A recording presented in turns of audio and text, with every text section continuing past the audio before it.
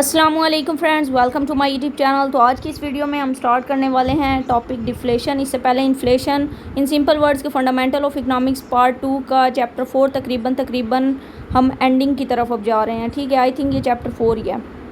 तो इन्फ्लेशन को डिटेल में डिस्कस कर चुके हैं। आज डिफ्लेशन की बात करते हैं। Deflation is a situation of an economy in which enough of aggregate demand for goods is not coming and as a result price fall. कि डिफ्लेशन इकॉनमी के अंदर एक ऐसी सूरत हाल होती है जिसमें हमारे पास गुड्स की इतनी ज़्यादा एग्रीगेट डिमांड आती ही नहीं है। ठीक है, क्योंकि जो भी प्रोडक्शन हो रही होती है उससे ऑटोमेटिकली डिमांड फुलफ़िल हो रही होती है, जिसके नतीजे में फिर प्राइस ऑटोमेटिकली फॉल हो जाती है। During deflation profit of firms decrease और even losses occur, unemployment rises and economy comes under depression.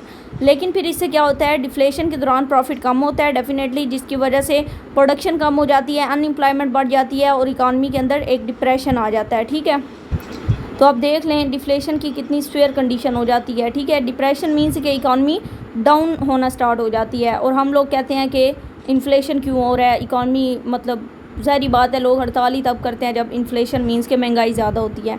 लेकिन डिफ्लेशन देखें इकॉनमी के लिए, अगर महंगाई ना हो तो इकॉनमी किस तरह डिस्टर्ब होती है। Man and machines become idle because people have no purchase power to buy goods. ठीक है, उसके बाद investment activity stop, bank credit shrinks. ठीक है, अब वो सिंपल वर्ड में यही कह रहे हैं कि इससे इन्वेस्टमेंट एक्टिविटीज़ इफेक्ट होती हैं, उसके अलावा लोगों की परचेजिंग पावर कम हो जाती है। काजीज मीन किस वजह से डिफ्लेशन आता है, the government decrease its expenditure when which causes decrease in aggregate demand for goods in the country. कि गवर्नमेंट बेसिकली जो अपने एक्सपेंस है वो कम कर देती है। एक्सपेंस कम होने की वजह से ऑटोमेटिकली लोगों के पास पैसा नहीं होगा। ठीक है, लोगों की डिमांड नहीं होगी। सही है, क्योंकि गवर्नमेंट प्रोजेक्ट नहीं करेगी, मींस प्रोजेक्ट कोई भी स्टार्ट नहीं करेगी। ठीक है, तो जो भी अवाम है वो बेरोज़गार बैठी रहेगी, क्योंकि एम्प्लॉयमेंट तो वहाँ से ही मिलनी है। ठीक है, जब वो बेरोज़गार होगी उनके पास पैसे नहीं होंगे, जब पैसे नहीं होंगे वो डिमांड नहीं करेंगे, जब डिमांड नहीं होगी तो डिफ्लेशन आ जाएगा। Bank follows are tight money policy and reduce lending due to less credit available, the firm make less investment. कि बैंकों के पास जो क्रेडिट है वो अवेलेबल नहीं होता। ठीक है, जिसकी वजह से फिर इन्वेस्टमेंट भी लेस हो जाती है। टाइट मनी पॉलिसी मतलब जो सी है वो अप्लाई की जाती है। द कंट्री में face some setback in export due to this, the export sector of the economy can not sell its output. कि बेसिकली एक्सपोर्ट सेक्टर में भी ज़ाहिर बात है जब डिफ्लेशन है, जब प्राइसेस इतनी ज़्यादा नहीं है, ठीक है, तो आपको किस तरह प्रॉफिट होगा, प्रॉफिट नहीं होगा, प्रोडक्शन नहीं होगी, प्रोडक्शन नहीं होगा तो एक्सपोर्ट्स नहीं होंगी हमारी प्रोडक्ट, जब एक्सपोर्ट नहीं होंगी तो डेफिनेटली इकॉनमी इफेक्ट होगी। कंट्रोल, अब डिफ्लेशन को कंट्रोल किस तरह कर सकते हैं कि पब्लिक एक्सपेंडिचर करने चाहिए, गवर्नमेंट को अपने एक्सपेंडिचर बढ़ाने चाहिए, स्कूल रोड्स वगैरह बनाने चाहिए, लोगों को काम मिले, लोगों की इनकम बढ़े और डिमांड हो और प्राइसेस अप हो और इन्फ्लेशन आ जाए। उसके बाद है कि government should increase is expenditure by increase transfer payment such as कि गवर्नमेंट पेंशन वगैरह दे दे। ठीक है, ट्रांसफ़र पेमेंट में यही आती हैं, पेंशन आ जाती है, अनएम्प्लॉयमेंट अलाउंस वगैरह आ जाता है। अब ये अनएम्प्लॉयमेंट अलाउंस पाकिस्तान में मुझे नहीं लगता दिया जाता है। ठीक है, कि मीन्स आप 1 साल 2 साल वेले बैठे हैं तो आपको कुछ पैसे दिए जाएँ, ऐसा नहीं है। Private investment should be encourage, private sector को इनकरेज किया जाए, टैक्स कम कर दिए जाएँ, लोगों को इंसेंटिव दिए जाएँ। इसके अलावा rate of taxation should be reduce to increase people disposable income. जब टैक्स कम होंगे तो डेफिनेटली लोगों की डिस्पोजेबल इनकम बढ़ जाएगी, जब इनकम बढ़ जाएगी तो डिमांड बढ़ेगी, जब डिमांड बढ़ेगी तो ऑटोमेटिकली प्राइसेस राइज होंगी, जब प्राइसेस राइज होंगी तो ऑटोमेटिकली डिफ्लेशन से निकल जाएंगे। The government can also use deficit financing to increase money supply in circulation. कि बेसिकली गवर्नमेंट को अपनी जो एक्सपेंडिचर हैं वो बढ़ा देने चाहिए, जिससे क्या होगा, डेफिसिट तो हो जाएगा। ठीक है, लेकिन फिर यह है कि deficit financing to increase money supply. ठीक है, डेफिसिट फाइनेंसिंग को डील करने के लिए मनी सप्लाई को बढ़ा दिया जाए। ठीक है, मनी सप्लाई बढ़ेगी तो ऑटोमेटिकली हम पढ़ चुके हैं प्राइसेस बढ़ जाएंगी। Inflation vs deflation, due to various reason most government prefer an inflationary situation to deflation. कि बेसिकली बहुत सी गवर्नमेंट्स ऐसी हैं जो ज़्यादातर कहती हैं कि इन्फ्लेशन की सूरत हाल बेहतर है डिफ्लेशन की निस्बत। As soon as some sign of deflation appear the government and central bank adopt measure to control it. लेकिन सम टाइम ऐसे होता है जब डिफ्लेशन की सूरत हाल आती है, ठीक है, तो गवर्नमेंट जो सी है या बैंक की लिखा हुआ है सेंट्रल बैंक कोशिश करते हैं कि वो डिफ्लेशन की सूरत हाल को कंट्रोल करें। As a result of such policies second world war severe deflation has rarely appeared anywhere. After world war 2 means कि ज़्यादा डिफ्लेशन मतलब अराउंड द वर्ल्ड अगर आप देखें तो डिफ्लेशन की सूरत हाल देखनी पड़ी थी। However at difficult kind of situation has arisen in many countries, for example unemployment, inflation are existing side by side. कि बेसिकली इधर से इन्फ्लेशन कम होता गया, उधर से अनएम्प्लॉयमेंट बढ़ती गई है, ठीक है। तो ये सिचुएशन उस टाइम फेस करनी पड़ी थी। This phenomena is called stagflation, ठीक है। स्टैगफ्लेशन का वर्ड बहुत ज़्यादा मतलब इंपॉर्टेंट है, सम टाइम पूछा जाता है।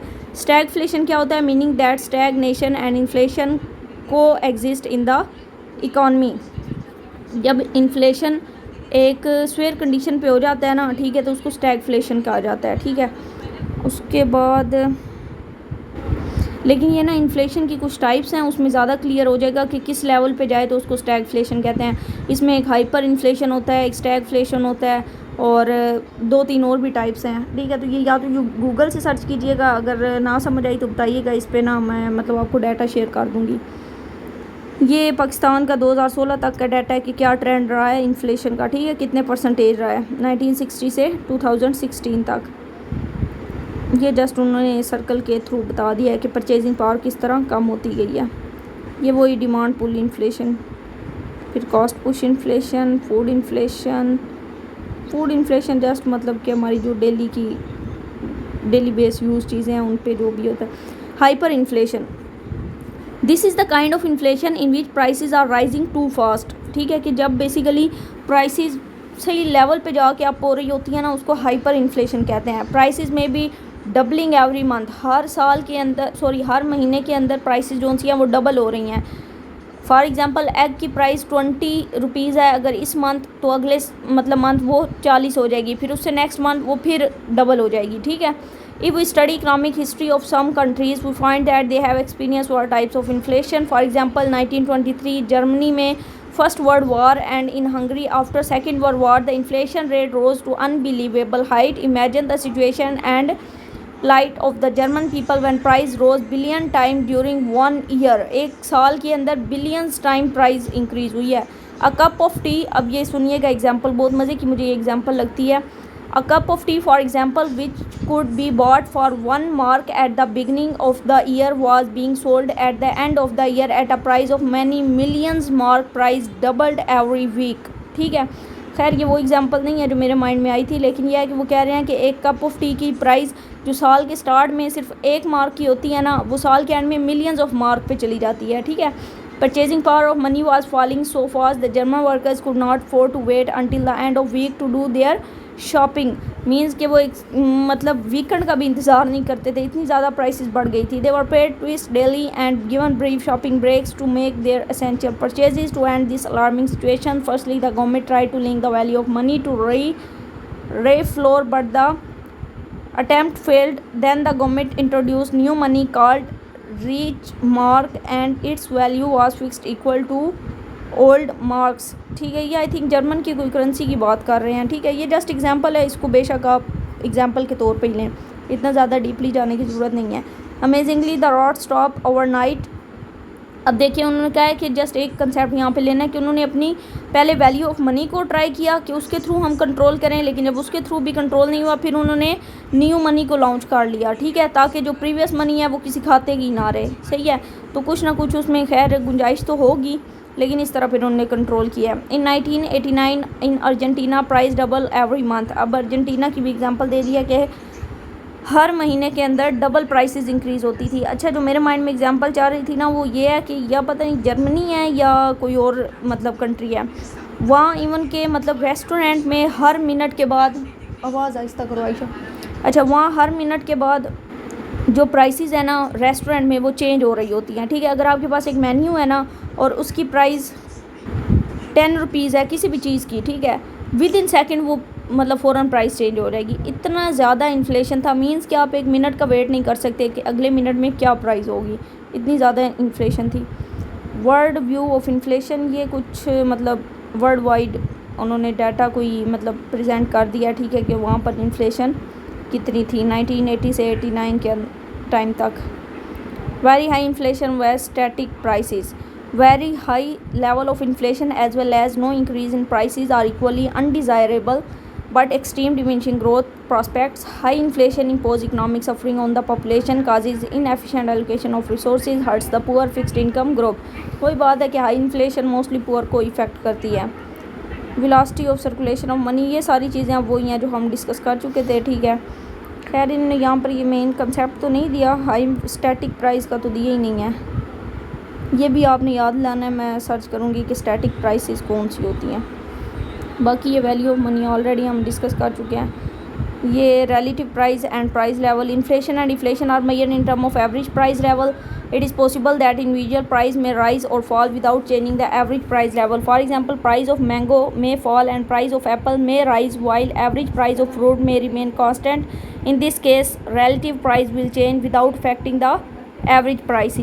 In simple word वो इस मतलब पैराग्राफ में ये कह रहे हैं कि जो प्राइस ऑफ मैंगो है ना, अगर वो फॉल कर भी जाती है लेकिन एप्पल्स की प्राइस अगर ऑटोमेटिकली राइज़ हो जाती है, ठीक है, तो हम ये कहेंगे कि फ्रूट की जो एवरेज प्राइस है ना वो रिमेन कांस्टेंट रहेगी। ठीक है, मींस कि जो गवर्नमेंट ने एक लिस्ट दी हुई है वो उस हिसाब से जो भी एवरेज प्राइस चल रही है ना वो ओके रहेगी, चाहे मैंगो की प्राइस ऊपर नीचे हो भी जाए या एप्पल की ऊपर नीचे हो जाए।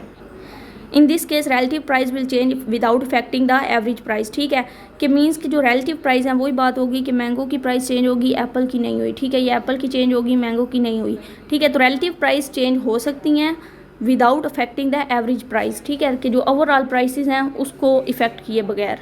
तो उम्मीद है ये वैसे थोड़ा सा ट्रिकी कंसेप्ट था लेकिन अंडरस्टैंड हो गई होगी। ठीक है, अच्छा जी, बाकी ये नेक्स्ट पैराग्राफ में भी वही चीज़ें हैं जो ऊपर हम एक्सप्लेन कर चुके हैं। ठीक है, ये चैप्टर यहाँ पे एंड होता है, तो इसके बाद नेक्स्ट चैप्टर हम स्टार्ट करते हैं या फिर ऑब्जेक्टिव क्लियर करते हैं। ठीक है, दोनों में से एक काम करते हैं।